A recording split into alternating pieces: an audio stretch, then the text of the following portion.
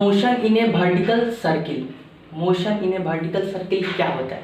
जैसे आपके पास एक थ्रेड है, धागा है, उसमें जैसे किसी पार्टिकल को बांध कर और उसे हम वर्टिकल मतलब ऊर्ध्वाधर उसे वर्टिकल मोशन कराए सर्कुलर पाथ में, तो वे थ्रेड की जो मोशन है वो एक सर्कुलर पाथ बन जाएगा और उस वर्टिकल और हॉरिजेंटल होता है। तो यहाँ हम वर्टिकल मोशन के बारे में बात करेंगे कि वर्टिकल सर्कुलर मोशन के बारे में बताएंगे। जब थ्रेड में एक मास पार्टिकल बांध के वर्टिकल में उसका मोशन कराया जाता है तो वो motion in a vertical circle जैसे सर्कुलर पाथ बना के और मोशन होता है। देखिए यहाँ पे if we have m mass of a particle and r radius of a circular path, t tension force and velocity.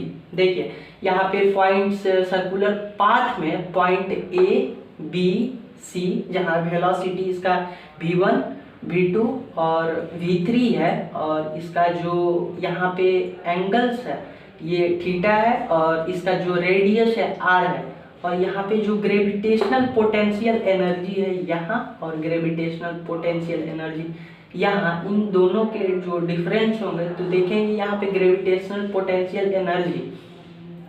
देखिए जो यहाँ पे पॉइंट्स है इसका बीच का डिफरेंस, दोनों का ग्रेविटेशनल पोटेंशियल एनर्जी का जो आपका इमेजिनरी लाइंस मैंने ड्रॉ किया है उसके बीच का डिस्टेंस जो है वो h है। यहाँ पे आप लोगों को दिख रहा होगा इन दोनों इमेजिनरी लाइंस के बीच का डिस्टेंस जो है h है। तो ये r है, रेडियस इसका r है, तो इन r जो यहाँ पे जो बचे इसका डिस्टेंस है जिसे पाइथागोरस थ्योरम से थीटा की वैल्यू या एक्स्ट्रा जो भी साइड्स बचेंगे उसकी वैल्यू ऑब्टेन करने के लिए r माइनस h हो जाएगा इसका, और यहाँ पे रेडियस जो भी है इसका r हो जाएगा। और जहाँ टेंशन देखेंगे कि टेंशन का डायरेक्शन क्या है, T1 का डायरेक्शन सेंट्रीपिटल फोर्स अंदर की ओर है और T2 का डायरेक्शन अंदर की ओर है। देख रहे हैं according to centripetal force T1, T2 और T तीनों का डायरेक्शन जो है सेंटर की ओर है। यहाँ देखेंगे जो T minus M G cos theta is equal to M V square by R, centripetal force according to इसका फॉर्मूला होता है A V is equal to M V square by R. मैंने सर्कुलर मोशन जब पढ़ाया था पिछले video में तो आप लोगों को सेंट्रीपिटल फोर्स के बारे में बताया हूँ कि F is equal to M V square कैसे होता है। F is equal to M into A होता है जहाँ वहाँ पे एंगुलर एल्सरेशन होता है, वी स्क्वायर बाई आर होता है। तो आपका सेंट्रीपिटल फोर्स हो गया T minus M G cos theta is equal to M V square by R. जो यहाँ का एंगल होता है देखिए पॉइंट C के अकॉर्डिंग यहाँ 0 डिग्री एंगल होगा और पॉइंट B के अकॉर्डिंग यहाँ 90 डिग्री एंगल होगा और पॉइंट A के अकॉर्डिंग यहाँ पे 180 डिग्री एंगल होगा। तो यहाँ पे वैल्यू 0, 90 और 180 पुट करके और यहाँ टेंशन और वेलोसिटी की वैल्यू ऑब्टेन करेंगे।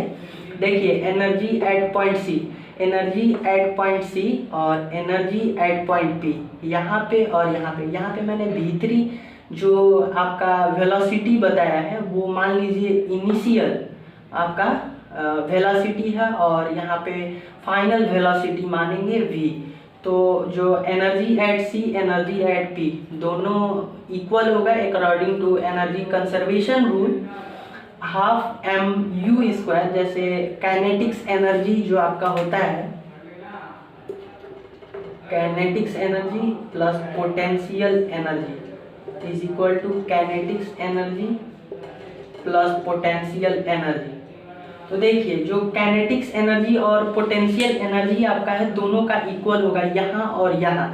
तो यहाँ पे M V half M V M U square plus U 0 हो जाएगा क्योंकि यहाँ पे जो एच है यहाँ पे जो हाइट है वो 0 है, इसलिए M G H potential energy जो है वो 0 हो जाएगा। और half M V square plus M G H, यहाँ पे जो आपका हाइट है इस पॉइंट P पे तो H है तो mgh हो जाएगा और इसे सॉल्यूशन करके निकालेंगे तो जो v स्क्वायर फाइनल वेलोसिटी है वो u स्क्वायर माइनस 2gh हो जाएगा। v is equal to under root u square minus 2gh। ये आपका फर्स्ट इक्वेशन है। तो इससे हम वेलोसिटी निकालेंगे और यहाँ पे t minus M G cos theta is equal to M B square by R. यहाँ पे सेंटीपिटल फोर्स के अकॉर्डिंग आपको समझाया था कि अंदर साइड में सेंटीपिटल फोर्स वर्क डन कर रहा है। तो यहाँ इसका डायरेक्शन तीनों टेंशन जो है T2 T1 और ये टेंशन का, तो वो अकॉर्डिंग टू सेंट्रीपिटल फोर्स इन तीनों का डायरेक्शन अंदर साइड में होगा। और t minus M G cos theta is equal to M B square by R. और कॉस थीटा का वैल्यू यहाँ पे देखेंगे r माइनस एच इसका डिस्टेंस है और यहाँ पे इसका रेडियस जो है r है। तो बेस बाई इसका क्या होता है, हाइपोटेनियस, इसे हाइपोटेनियस बोलते हैं। और ये बेस है, cos theta is equal to base by hypotenuse r minus H by R. और वेलोसिटी आपका यहाँ से निकला है v square is equal to U square minus 2gh। तो देखेंगे जो इसका t minus M G cos theta is equal to M V square by R है, तो कॉस थीटा की वैल्यू यहाँ पुट करेंगे और v स्क्वायर की वैल्यू यहाँ पुट करेंगे। तो t is equal to M by R U square plus R G minus 3gh। तो इससे हम टेंशन निकालेंगे, इससे हम वेलोसिटी निकालेंगे। देखिए मोस्ट इंपॉर्टेंट कंपटीशन में कैसे पूछता है, पॉइंट डायरेक्ट देता है और आपका टेंशन और वेलोसिटी पूछता है। तो टेंशन पॉइंट एट ए जो सबसे ऊपर होता है हाई पॉइंट पे, वहाँ पे टेंशन उसका जीरो होता है क्योंकि ग्रेविटी ड्यू टू ग्रेविटी है तो वहाँ पे हाइट बहुत ज़्यादा हो जाती है और जो मोशन करता है, जो वेट होता है वो फ्लो होने लगता है। तो इसलिए यहाँ पे टेंशन जो है जीरो होता है और वेलोसिटी अंडर रूट आर ही होता है, क्रिटिकल वेलोसिटी जो सबसे कम वेलोसिटी होता है। और टेंशन यहाँ पे पॉइंट बी पे T is equal to 3mg होता है और वेलोसिटी जो है यहाँ पे 3rg होता है। और tension point C due to gravity यहाँ पे मैक्सिमम टेंशन होता है और जो वेलोसिटी है 5/5rg होता है। Thank you for watching this video. Motion in a vertical circle आप लोगों को अच्छे से समझ में आ गया होगा।